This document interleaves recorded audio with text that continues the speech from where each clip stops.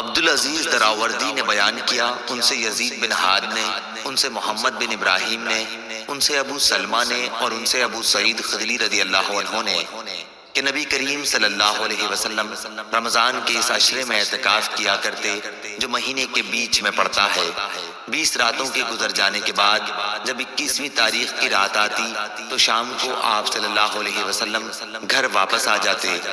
جو لوگ آپ کے ساتھ اعتکاف میں ہوتے وہ بھی اپنے گھروں میں واپس آ جاتے۔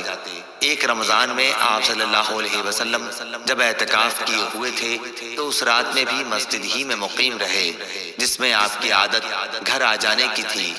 پھر آپ نے لوگوں کو خطبہ دیا اور جو کچھ اللہ پاک نے چاہا آپ نے لوگوں کو اس کا حکم دیا۔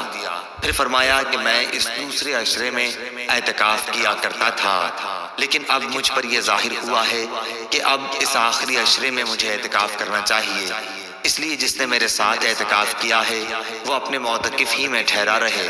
اور مجھے یہ رات شب قدر دکھائی گئی لیکن پھر بھلوا دی گئی، اس لیے تم لوگ اسے آخری عشرے کی راتوں میں تلاش کرو۔ میں نے خواب میں اپنے کو دیکھا کہ اس رات کیچڑ میں سجدہ کر رہا ہوں، پھر اس رات آسمان برابر ہوا اور بارش برسی۔ نبی کریم صلی اللہ علیہ وسلم کے نماز پڑھنے کی جگہ چھت سے پانی ٹپکنے لگا۔ یہ 21ویں کی رات کا ذکر ہے۔ میں نے خود اپنی آنکھوں سے دیکھا کہ آپ صلی اللہ علیہ وسلم صبح کی نماز کے بعد واپس ہو رہے تھے اور آپ کے چہرے مبارک پر کیچڑ لگی ہوئی تھی۔